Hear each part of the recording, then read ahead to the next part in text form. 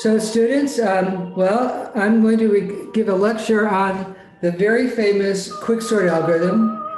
And then I'm just thinking, should I keep the music on or should I turn it off? I think maybe we'll turn it off. It's a little distracting, I guess.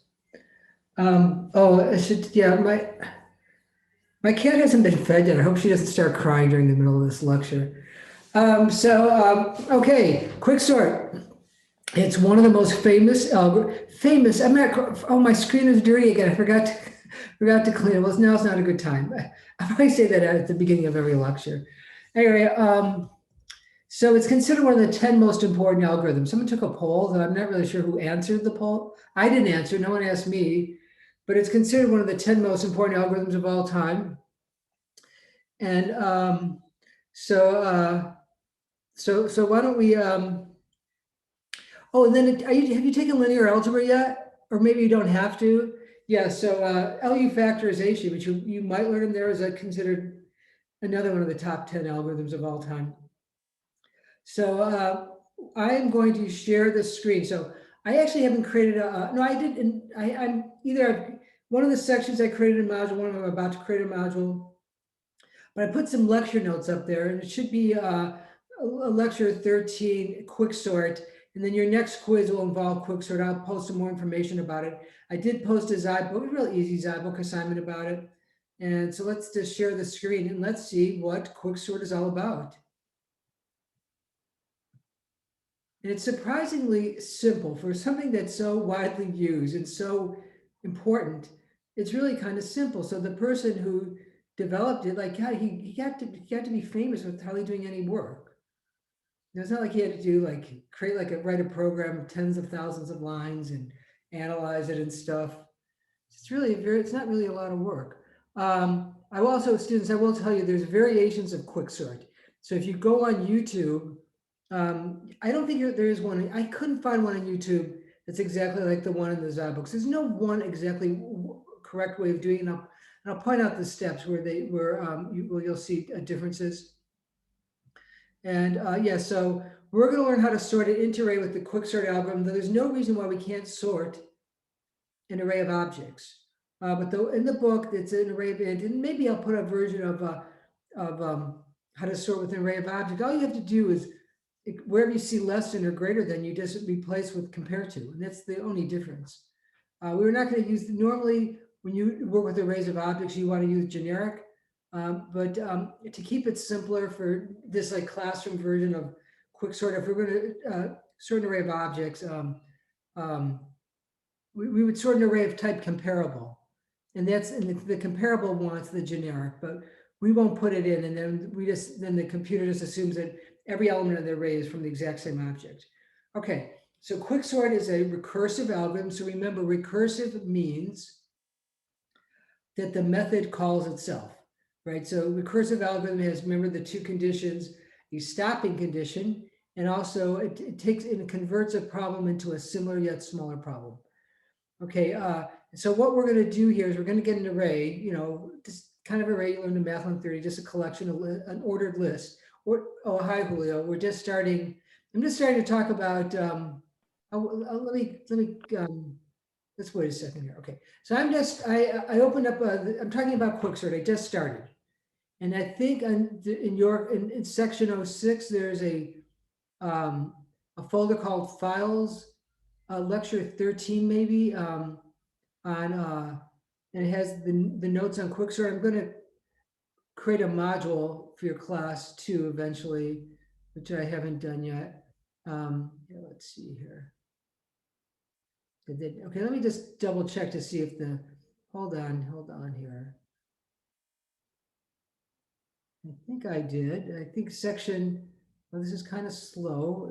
Okay, sorry I'm kind of absent here for a second. I'm just checking to see the file that you need is here. Yeah, so if you want to open up the PowerPoint slide, yeah, you go to, lecture 13, quicksort. So go to files, lecture 13, quicksort, and I'm going to go back and just open up the PowerPoint slides. Okay, so on the screen right now, you should see a PowerPoint slide called quicksort. And what I'm saying is it's a recursive algorithm. That's how this algorithm works. It takes an array. In this case, we're going to work with an array of integers, and we're going to break it in half. And then what we'll do is we'll end up sorting just the left half and the right half, and so we're just going to, and then we'll see what happens. Basically, we break it up into two pieces, and then that's like the left half thing gets broken up into two pieces. And the stopping condition is when you pass an array of size 1 to Quicksort. Well, an array of size 1 is automatically sorted. Okay, so let's just look at the details here, but we're not going to go through all the levels. We're just going to show how Quicksort takes an entire array and breaks it up into two pieces, and then I'll kind of an introduction to maybe another level of Quicksort.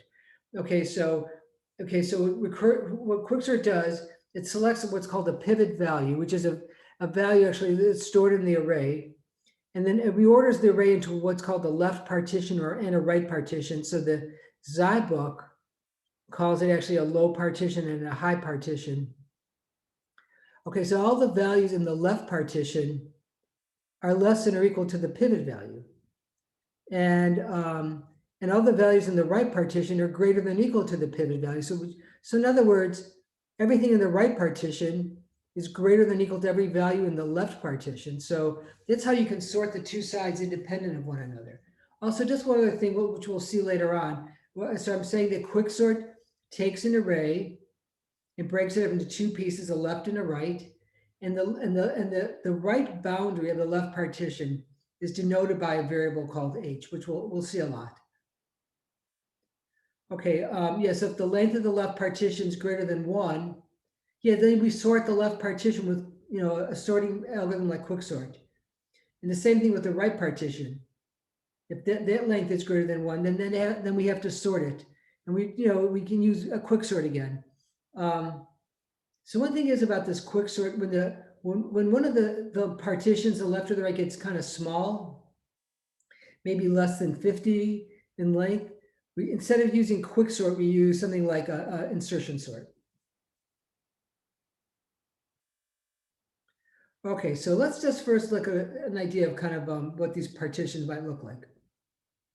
So let's just say, okay, we choose the pivot. The pivot's not obvious. So let's say we choose a pivot of 7, the pivot 17. You'll see that the top row is the index, right? And the bottom row is actually the value stored at that index.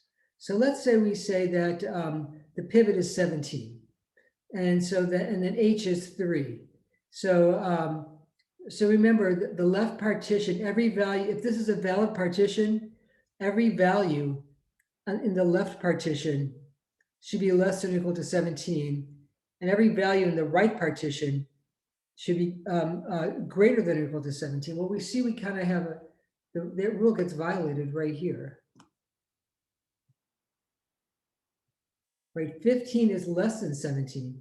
So no, this would not be candidates for the Quicksort algorithm, because we want to be able to sort each side independently of each other. Let's say we sorted the left side independently and the right side independently. What would happen?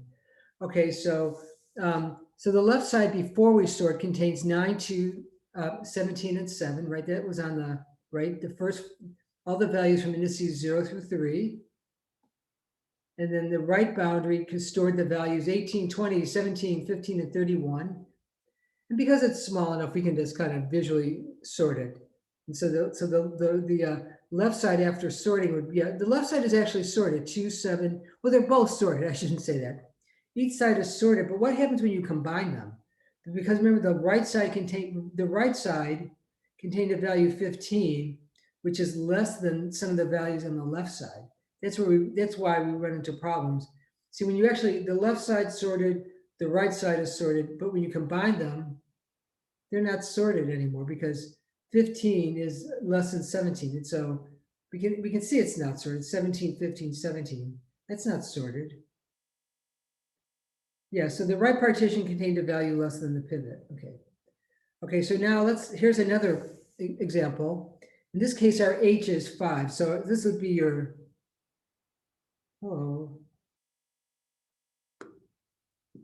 Okay, so I'm making a mess here. Okay, So the left side. Yeah, so H is 5. So the left partition is everything 0 through 5, and the right is everything greater than 5. Okay, and so I'm saying, can we sort the partition with quicksort? Well, first of all, we have to ask ourselves, what is the pivot?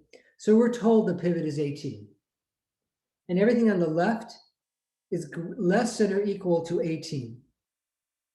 And everything on the right, elements of values, indices 6, 7, and 8, contain a value that's greater than or equal to 18. Okay, so that satisfies that's what we need for quicksort. The left part, everything on the left has to be less or equal to the pivot. Everything on the right side, or the right partition, has to be greater or equal to the pivot. Okay, now let's just sort each side independently. And so, yeah, so the left would be, 2, 4, 7, 9, 17, 18, and the right 18, 23, 31. And then when you combine them together, it's sorted, right? Because the reason why is that everything here's the original list before sort. Everything on the right is greater than or equal to everything on the left. So that's why we can sort independently and then combine them and get one big sorted list.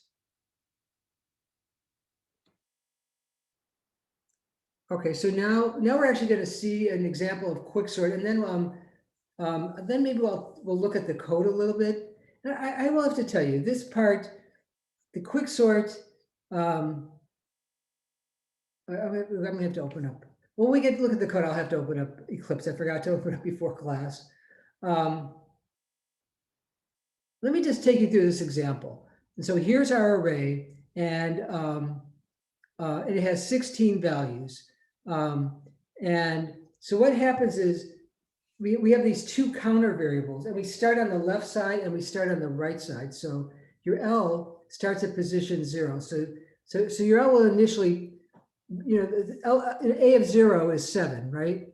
And so L is actually looking at, if L is 0, we're at 7 on the left, and if H is 15, we're on 20 at the right. Okay, so and what we do is, this is the way the book finds the pivot. It takes the value in the middle. So it takes the average of, for our prop, okay, the left side doesn't have to start at 0. Okay, when we start with the entire array, the left side is always starts at position 0. So for our problems, we'll always start at position 0. The left will always be position 0, and the last element, the last index of the right side, is always length minus 1. But the quicksort, what I'm saying, sometimes we're just sorting part of the array because it's recursive and we're breaking the array in half. And so you'll see at the end of the slides, if we start here, let's say like the right side wouldn't necessarily start at position 0. It would start somewhere in the middle of the array. We'll see that later on. Okay, so we set L is 0 and H is 15. So we're going to start on both sides of the array.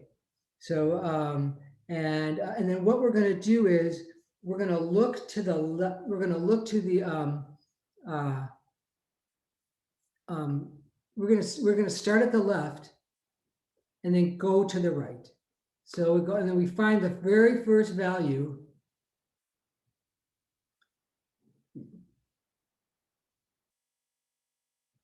And we're going to find the very first value starting from the left that's greater than, that's greater than or equal to the pivot. Okay, so how do we know what the pivot is? The first index is at position 0. The last index is position 15. We find the average, which is position 7.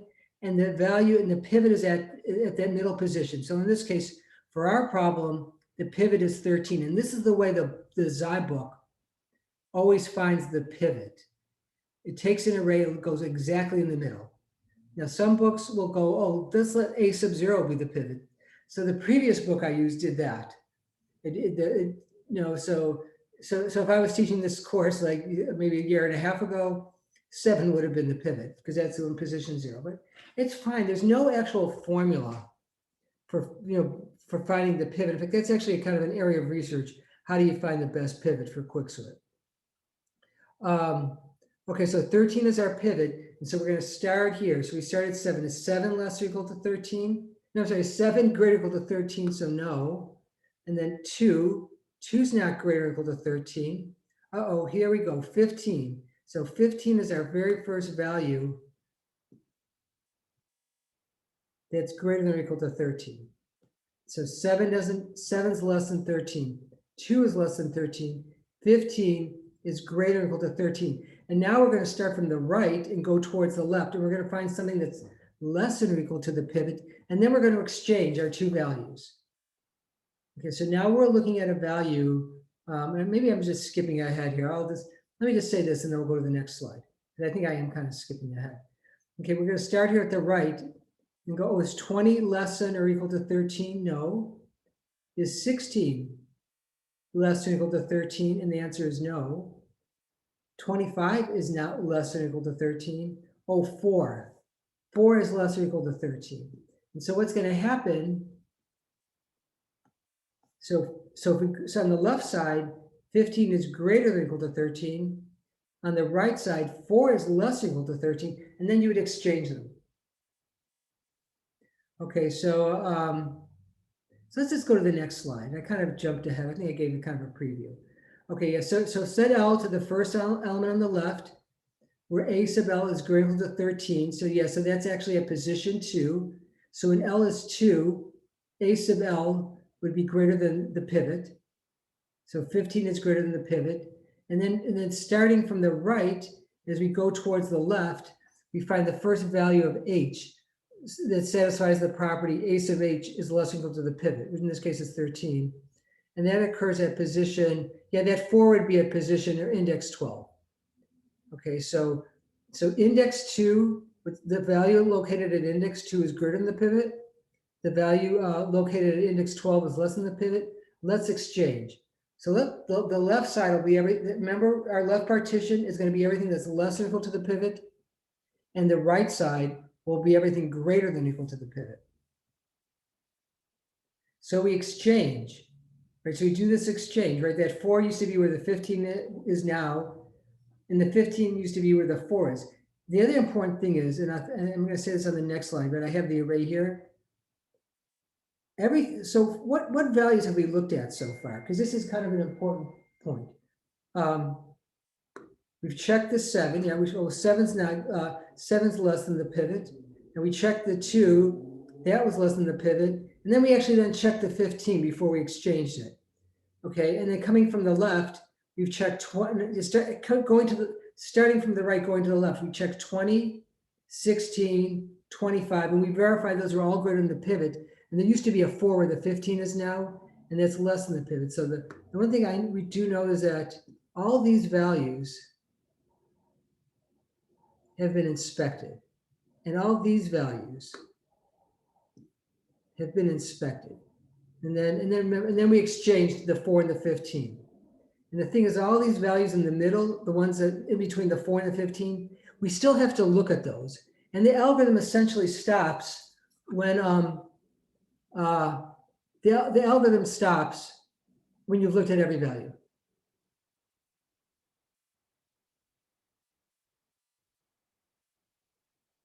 So this just says what basically this repeats what I said. So yes, so if A sub m is less than or equal to 2 is less than or equal to the pivot, and all values greater than or equal to 12 are greater, in positions 12 or more are greater than the pivot. Yeah, we still need to look at positions like 3 all the way through 11.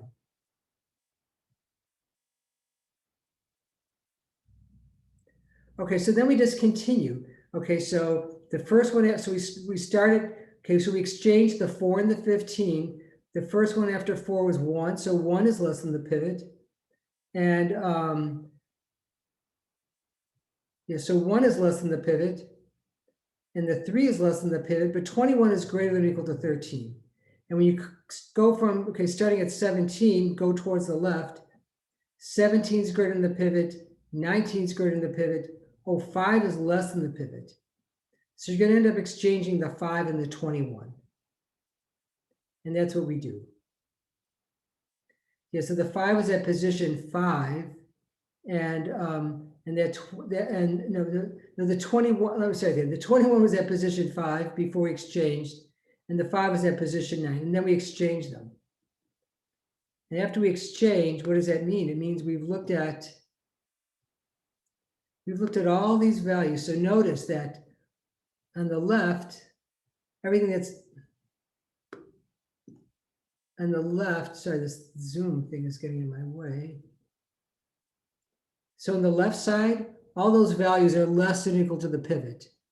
And on the right side, the ones that highlighted in red are greater than or equal to pivot. So we're forming, so as we go along, we're generating the left partition and the right partition.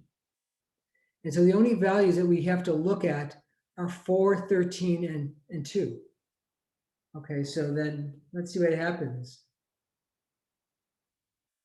Okay, so remember, so now let's continue. Let's go from the left to the right. So we look at that 4 there. That's less than 13. Okay, 13 less than 13 is true. I mean, 13 greater than or equal to 13 is true.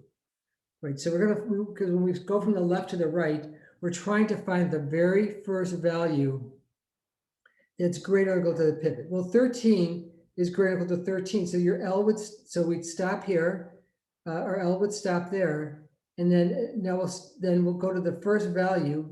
We exchange 5 and 21. We look at the 2 to the left of the 21.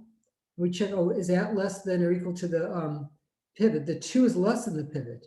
So we're going to exchange values 2 and 13. And that's what we do there. Okay, so in this case, so at this point, your H is 7. That's where the 2 is, right? H is 7. That's the index. A sub H is 2. And your L, that's the counter variable from the right, is 8. A sub L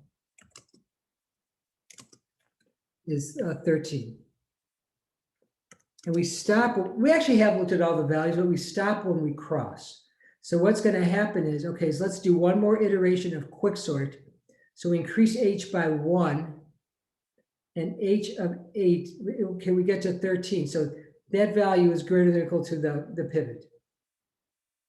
And then the L decrements by 1, so the L becomes 7, and that 2 is less than or equal to the pivot.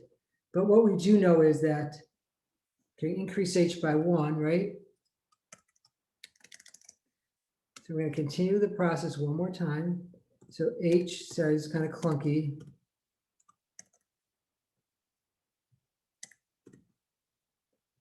Is 8, and then we can see that A sub 8 is greater than or equal to the pivot 13. And then we L minus minus. So then, and that gives us 7.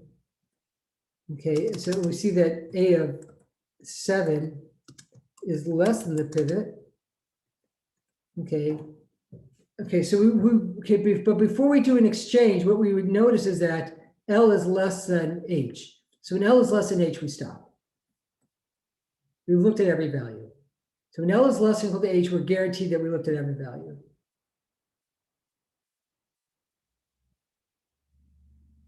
Okay, and then the quicksort. Okay, so we've done all the exchanges, right? So we've done all the exchanges. We have the partition. Here's this right here in the red is the left partition. And the right here, maybe I'll change the color. This zoom gets in my way. It covers up part of the screen. Everything green is the right partition. So notice that everything in the red is less than or equal to the pivot 13. Everything in the right is greater than or equal to the pivot. And so what does the value return? It actually returns, students, I messed up. Okay, so I apologize. L is the one on the left. Because I was trying to help you and I didn't. L is 1. So L was 7. And then, here, let me go back here. So I really kind of messed that up. Okay. So your L actually becomes 8. L stops at 8. L becomes the 13. And then, Oh, yeah, so it was L was 7, sorry. Now I really messed up. Okay, so let me just say that again. Okay, so what we did is we exchanged the L, we exchanged the 2 and 13. So L was 7, A sub L was 2, and H was 8, and A sub H was 13. And then we increase L by 1, and it becomes 8. And A sub 8 is greater than or equal to 13. We decrease the H by 1, it becomes 7. And then A sub 7 is less than the pivot of 13. Okay, so maybe that typing that in the end didn't really help. Okay, so what happens is we have our two partitions, and what we do is the important thing is that we get the H rate. We're going to return 7. So what this method does, it returns the right boundary of the left partition.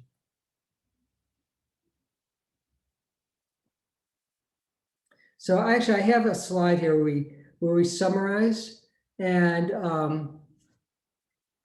okay, where we summarize. Okay, so row 0 is the original array, and then your L is going from the left. L starts out at 0 and it goes to the right. Well, 7 is less than the pivot. 2 is less than the pivot. Oh, 15 is greater or equal to the pivot. And then the 8 starts at the right. Well, 20 is greater than the pivot, so is 16, 25. 4 is less than the pivot. Exchange the 15 and the 4.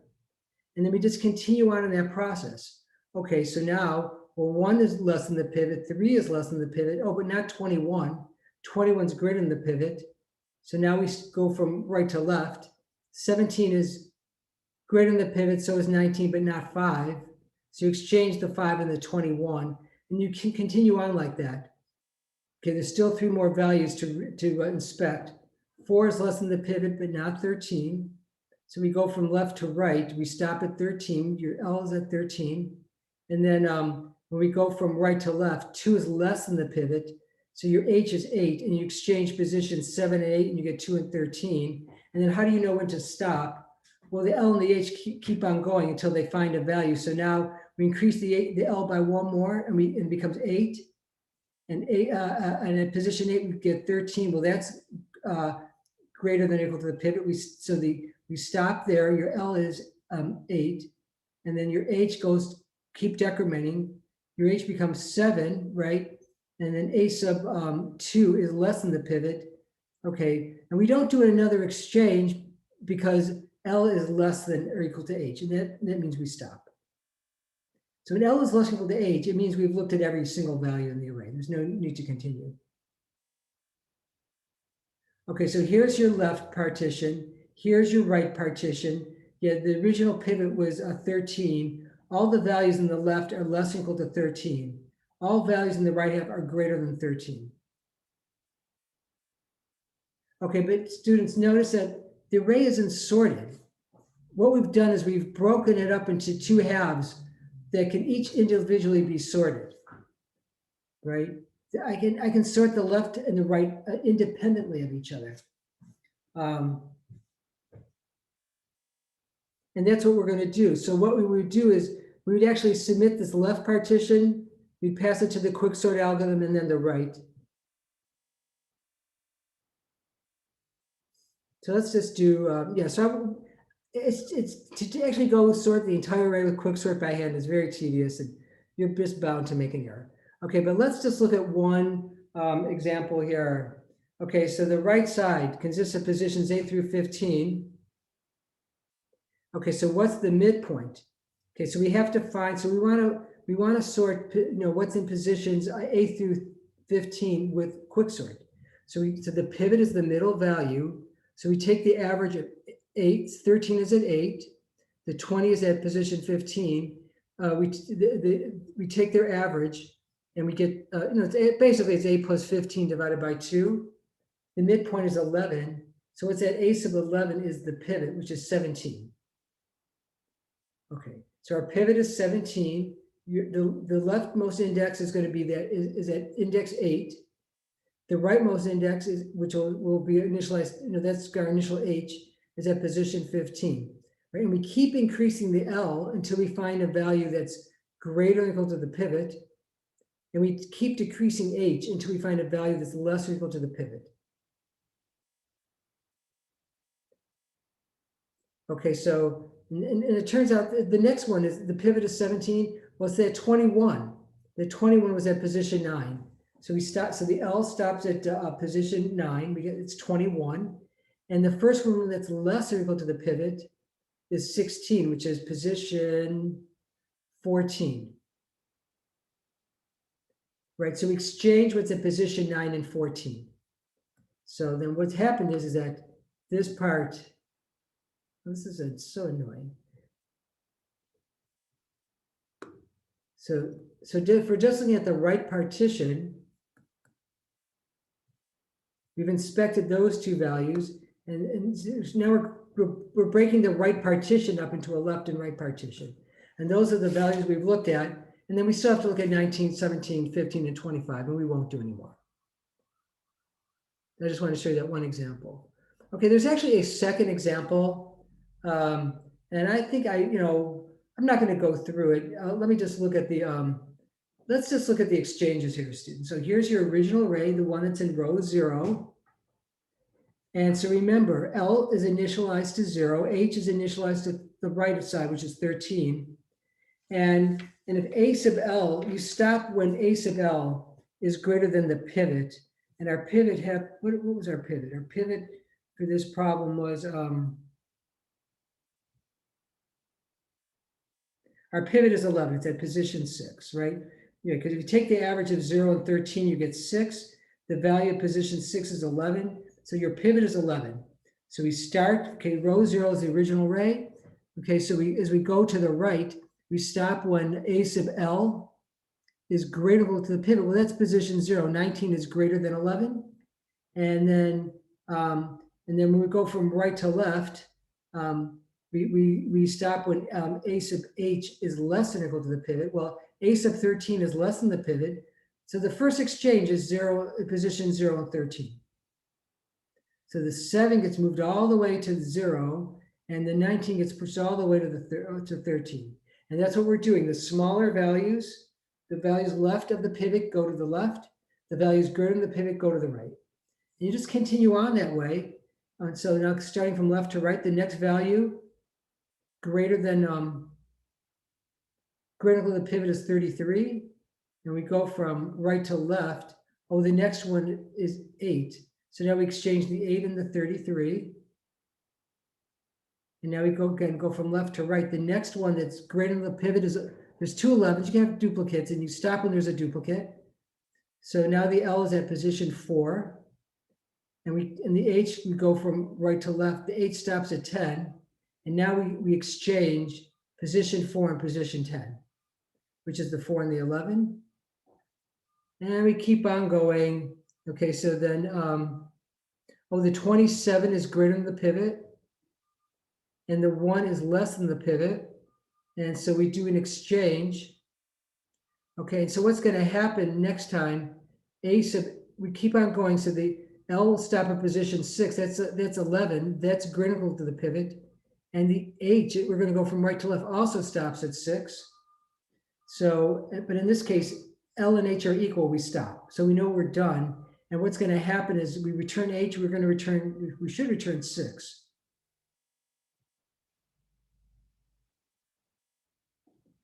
Okay, so that's all I have for Quicksort. And let me just show you the code. I'm going to stop sharing here. And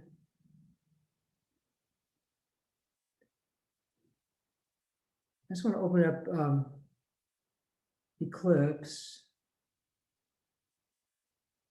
One thing is, it's kind of hard to follow. I can see if I was watching this and move this to the left, move that to the right. You just have to try it. It's good to understand the code. So that's what I'm trying to, I should have had this opened ahead of time and I didn't. So I'm opening up Eclipse.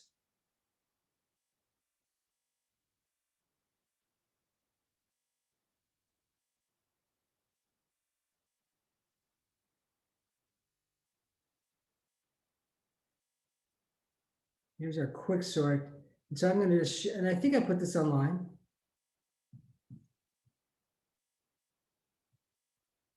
And it's really good to understand the code, especially if you think you're a computer science major, we shouldn't want to run away from looking at code. We should get excited about it. Okay, so Zoom is doing that thing where I can't see everything. Okay, so this I got off of. I took the pseudocode in the book and I wrote this. The important thing to understand about Quicksort, first of all, the main method, you pass an array and you pass out the portion of the array you want to sort. So we want to sort the whole thing. So in the main method, the left side is always 0 and the right side is always length minus 1. We call Quicksort. And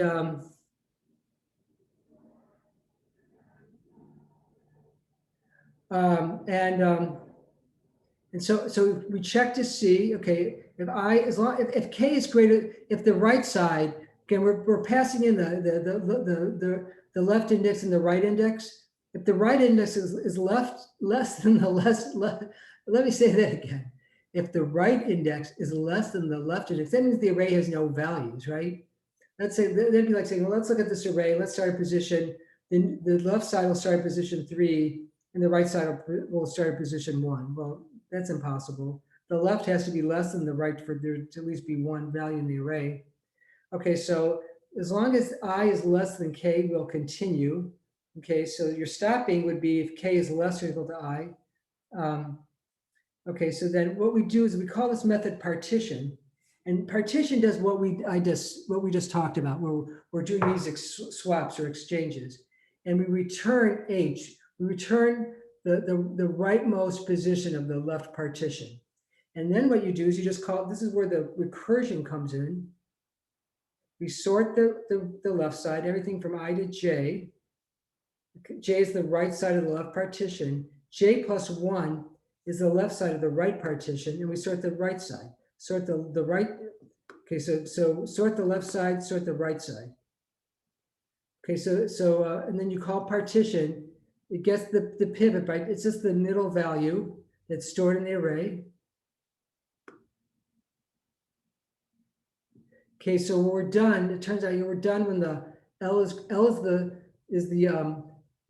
starts at position 0, H starts at length minus 1, and when L is greater or equal to H, we're done. And this is the important thing here, students. So, well, this is what we're talking about. How do we increase L? So you have this loop. It's really not that hard. The code's not that hard. Well, numbers of L is less than the pivot, just increase L by 1. So this while loop stops when numbers of L is greater or equal to the pivot. And the same thing as when we go from left to right. When numbers of H is less equal to the pivot, or numbers of H is greater than the pivot, we decrement H by 1. So we stop when numbers of H is less equal to the pivot. And if L is less than H, we do this exchange. So it's really pretty simple code. I have the file online. And so I think I'll just stop there since I'm not sure if I'm going to post this one or the classroom. I kind of made that mistake in the middle, which maybe I think was confusing. So maybe I'll just post the lecture from yesterday.